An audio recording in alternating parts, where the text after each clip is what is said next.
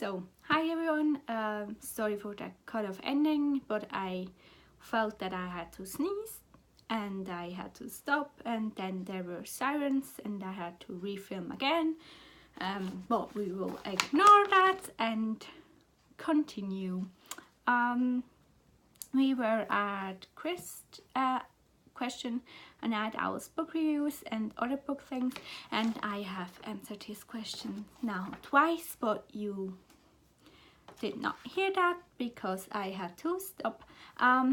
He asked 2 questions. What do you think about audiobooks? Now, unpopular opinion, I do not get along with audiobooks. I have tried audiobooks.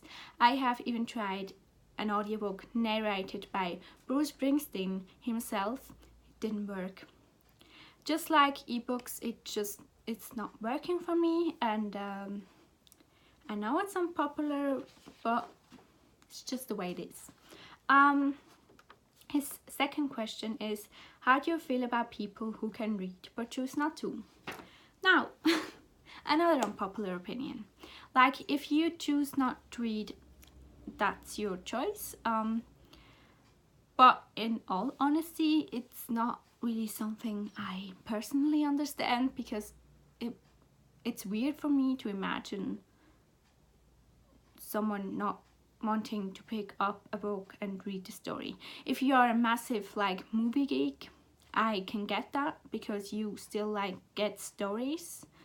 But if you are not doing either of it, I really don't get it. Even it's your choice, you can do it, but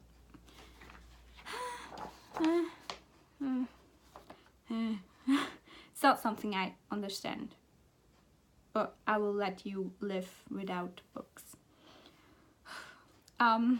Peter at Peter Clark the Writer noticed that I have quite a few owls in my library, in our library, and asked if owls are one of my favorite animals. And yes, Peter, indeed they are. I just love owls, always loved them as a kid, as an adult. Owls, flamingos, unicorns. Yes, those are animals. Don't argue with me. Sloths. I love sloths.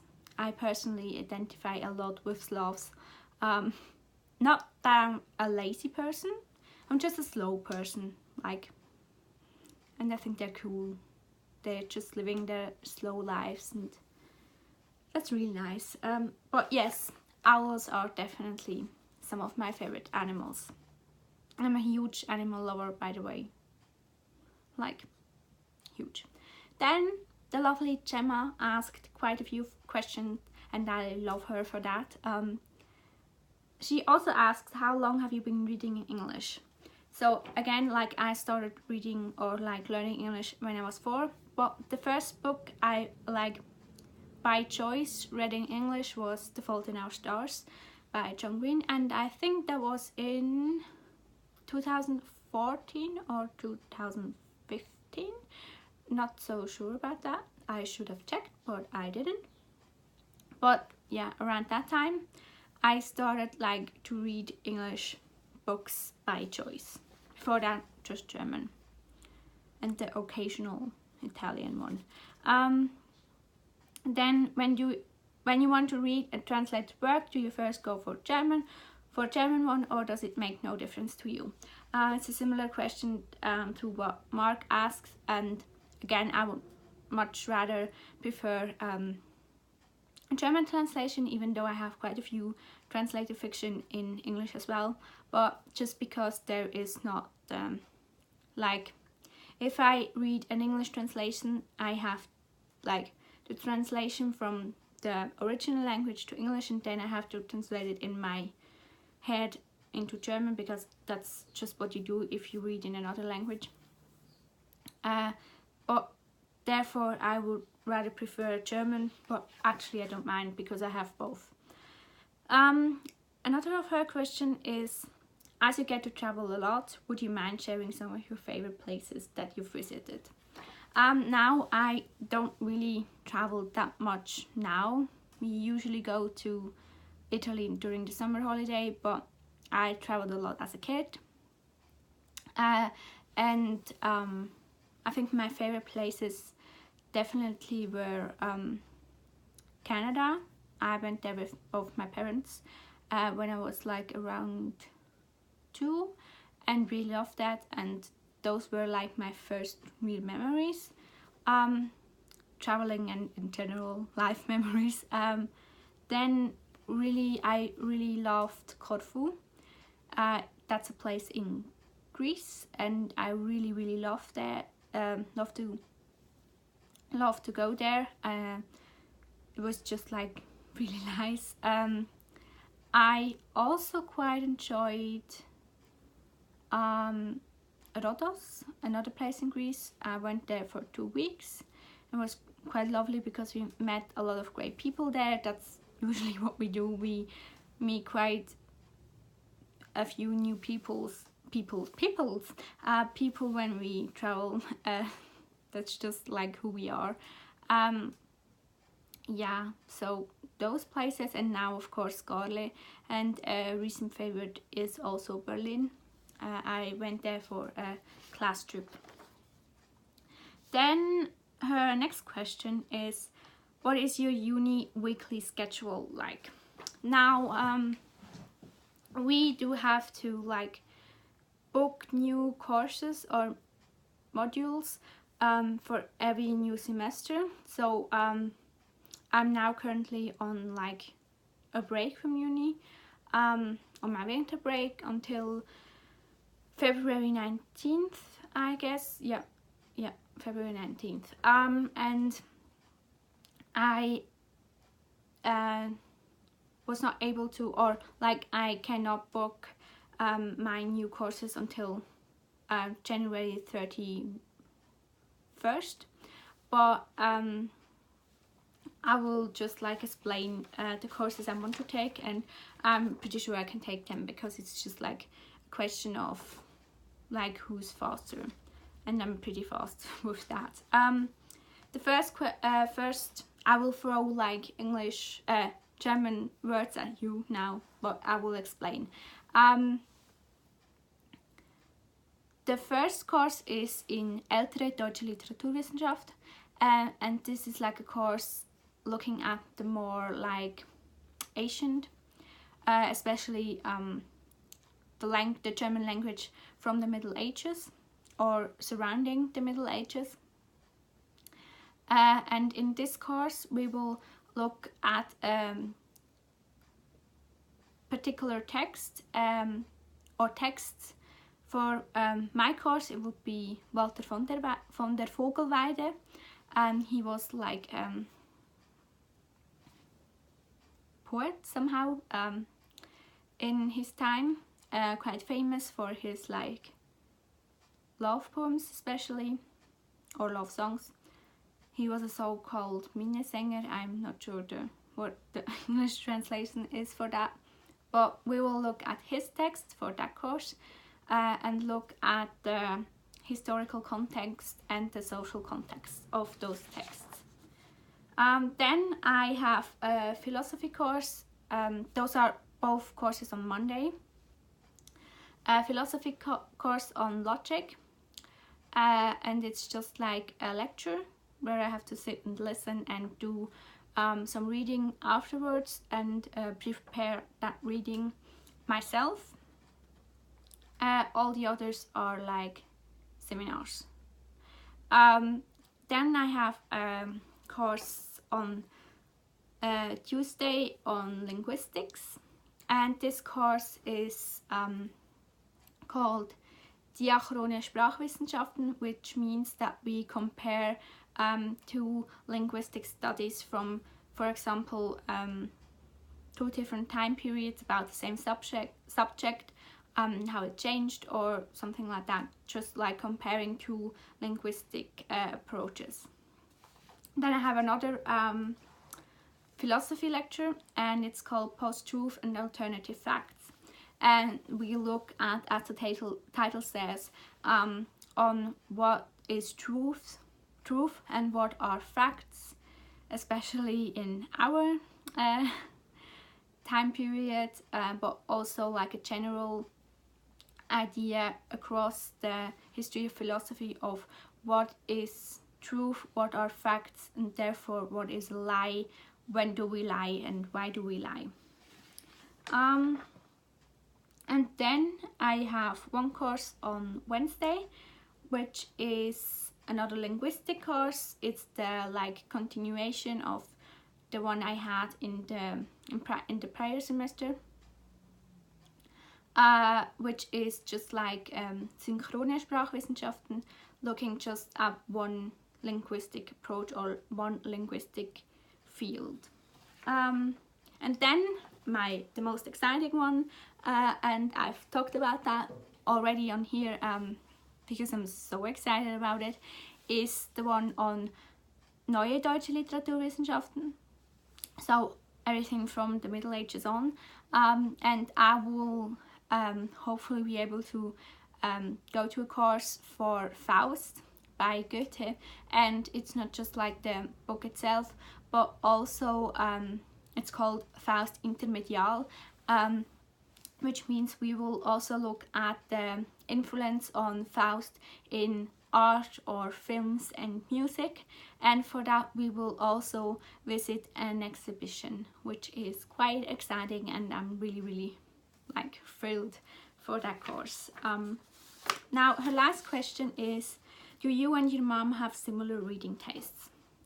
Now later this week I will upload a video where you can like see more of mom's reading tastes, but for now I would say I think I read more widely than her.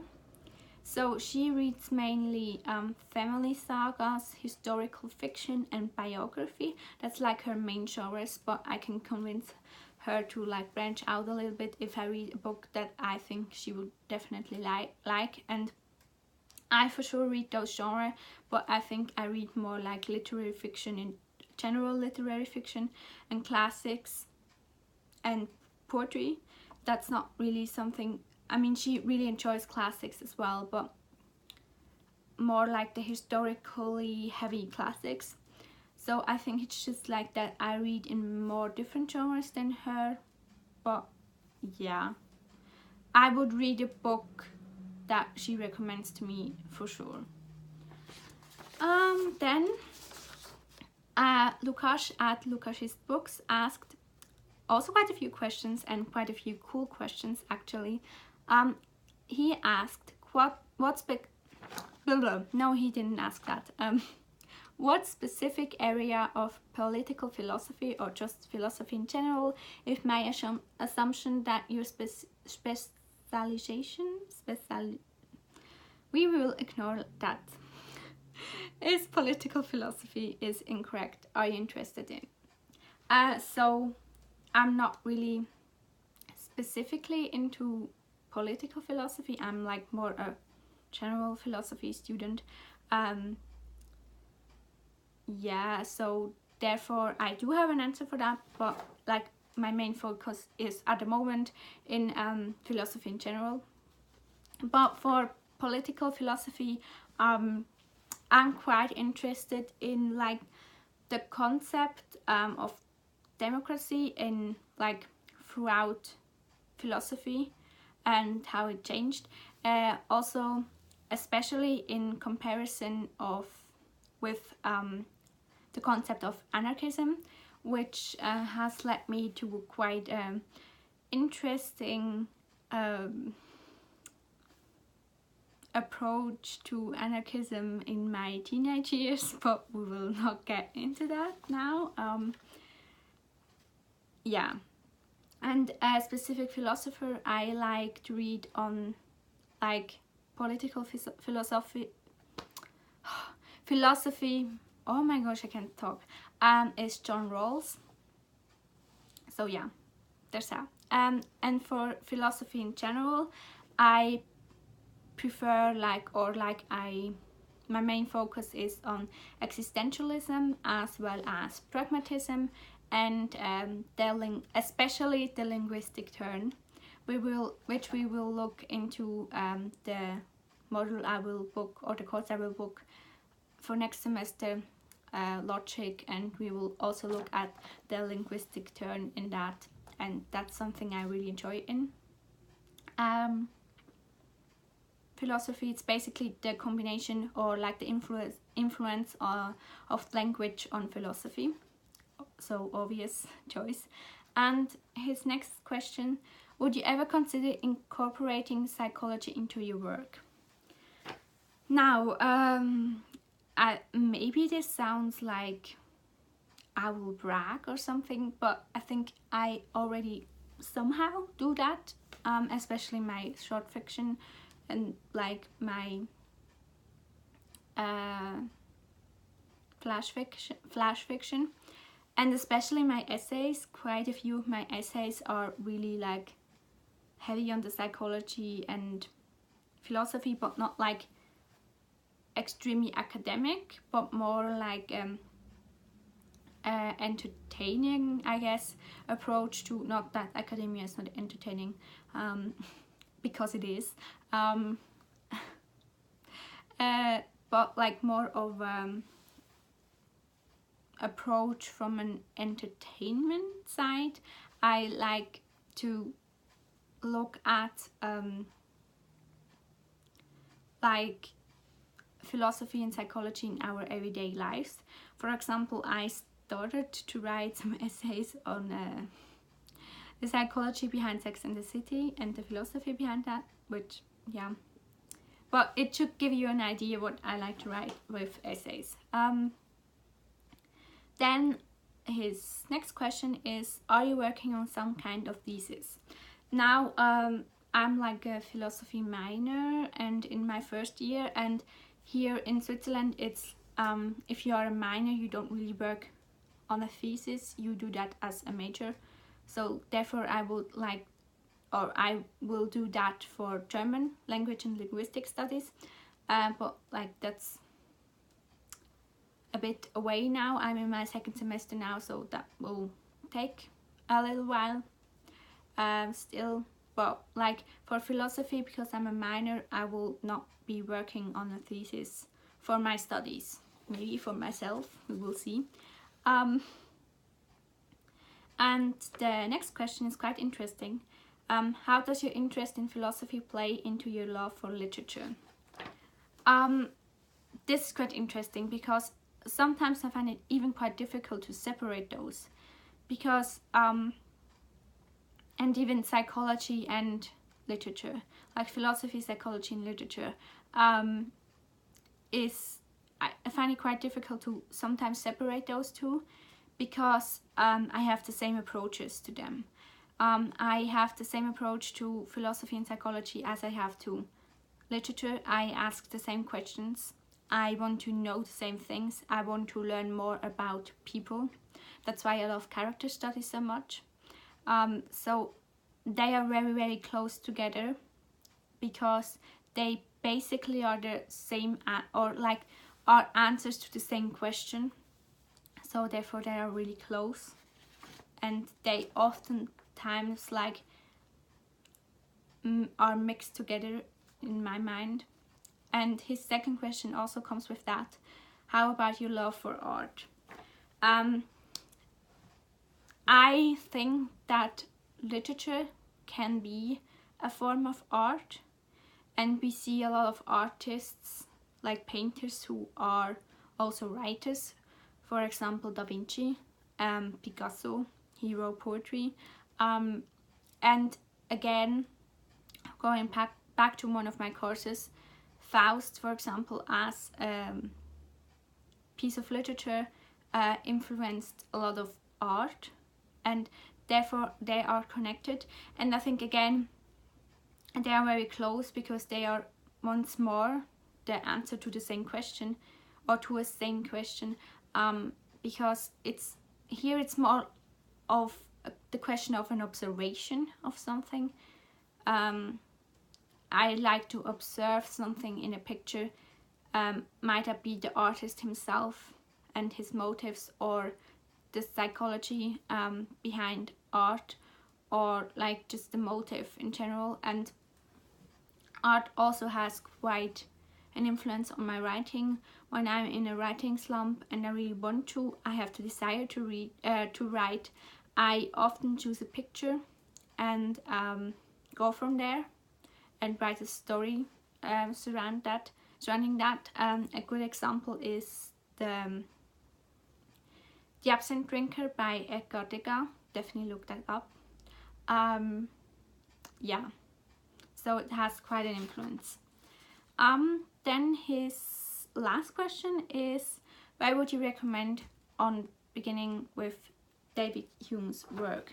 Now I have the two books I've read for my course on David Hume, because I studied him in my first semester, and the first one is David Hume's An Enquiry Concerning Human Understanding, and this one is the Oxford University Press edition, the Oxford World Classics, and I would highly recommend picking up this one. We got the texts online as well, so I printed them out to online, but this one is definitely a great edition if you don't want to do that, and if you want to have a physical copy, because I definitely want to, and because I want to reread it, so I would highly recommend that one. And another one is this one, David Hume, A Treatise of Human Nature. I personally preferred, wait, which one did I prefer? Or like the essays? It depends. I think I preferred, I have to check. I think I preferred An Enquiry Concerning Human Understanding, but I think to grasp more of him, I would highly recommend picking up A Treatise of Human Nature, especially this edition of the Penguin Classics, because I will link the Goodreads down below. Oh no, actually I preferred that one. I'm sorry, I got confused. I preferred that one, so definitely get that one if you want to like get an overlook of Hume's works, and for like a more in-depth An Enquiry Concerning Human Understanding. And the next questions are from my friend Celia, and she asked, you can go anywhere in time and space, or even in present day. Where do you go and why? For like in time and space, I would choose Italy, especially Venice in the 1800s, because for obvious reasons, for anyone who knows me. And in present day, I would choose an alternative version of America where Obama is still president. Yeah, okay, I will leave that at that. Also Canada, Amy. Then she says or asks, share one of your favorite bookish memories of your childhood, from your childhood. Well, I should have thought about that. I don't want to give the same answer as I did on my blog. But I think one has to be, it's sort of a bookish, it's definitely a reading related story, because in like pre-kindergarten I used to like started to read and like put some letters, or like those cards where you have the letter and then you put words together. I used to play with that all the time, and I used to take those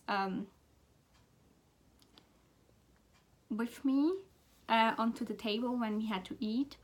And my pre-kindergarten teacher was really annoyed, because when there was soup with, we call it Absinthe, where it was a soup and it had like letters in there, I used to play with those, because she said don't play, stop play and come eat, and so I played with those. And as like penalty for that, I guess, I had to cut out letters and had to like work with them as a penalty, but it wasn't really like something I minded, and she knew that, so she chose that, like, to maybe say, yeah, don't play with your food, and I got that, but also like she sneaked an education purpose into that, and yeah, I found that quite interesting, and she was definitely a huge influence on my reading, so therefore I will choose that one. Then she asked, favorite place to read and why is this your favorite place?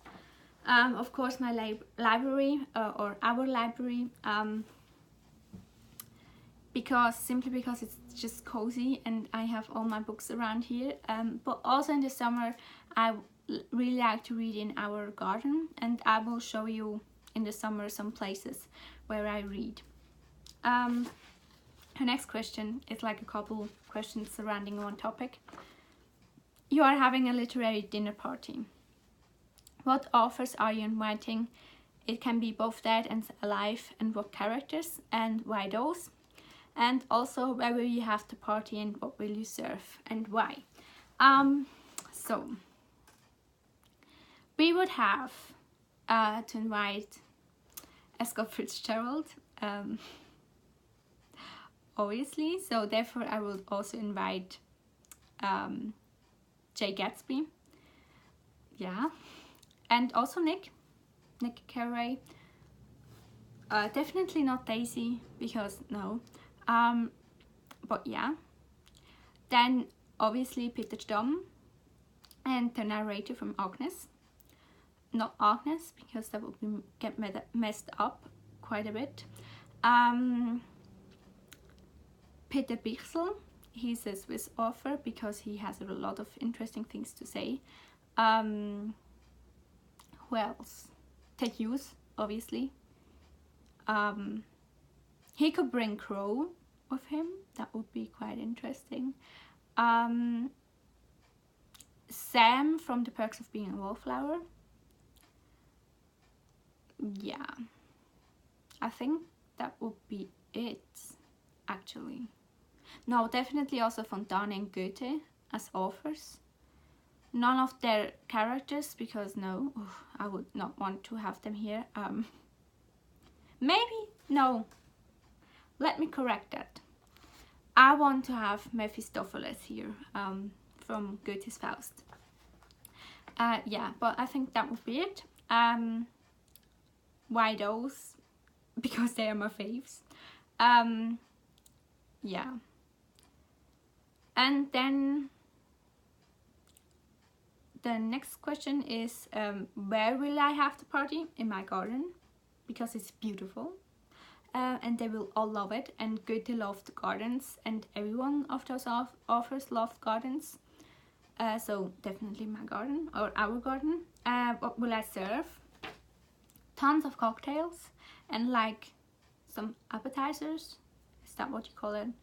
Like for, yeah, so some small bits, so we have something to eat while drinking the cocktails, because otherwise it would like be a mess.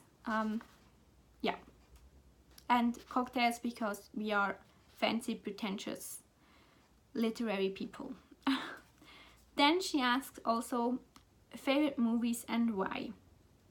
The Great Gatsby, because it's one of my favorite classics, and I love Leonardo DiCaprio, and it's an unpopular opinion, no one knows that movie for some reason, but I love it. Maybe it's just because of Leonardo DiCaprio and Tommy McGuire. Well, Das Leben der Anderen, which is translated into The Life of Others. It is actually translated into English. I will link the trailer if I find it down below, maybe the Wikipedia article, but it's basically about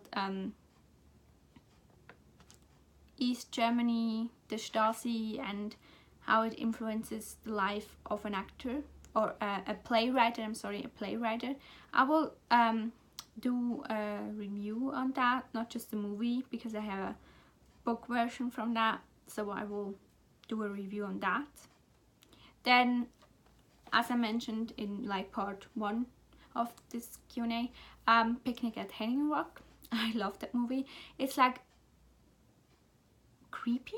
It's not horror, but it's creepy. It's really unsettling, and I love the atmosphere they built. It's like the story about those girls that went to Hanging Rock for a picnic for their schools, and yeah, it's quite mysterious because they go missing, and it's spooky and creepy, and I really love it. Frozen, and I'm not ashamed of it. Not ashamed of at all. Frozen for sure. And obviously The Perks of Being a Wallflower. It's my comfort film. I watch it when I'm sad, I watch it when I'm down, I watch it when I'm happy, and I cry all the time. So yeah, The Perks of Being a Wallflower. Now Dane at Dane Reads also asked a question, but I will answer that in a separate video, so teaser. So that was it. Quite a long video for it to be part 2, but thanks for watching, everyone, and thanks for asking questions, and yeah, again, thanks for watching, and I will see you soon. Bye.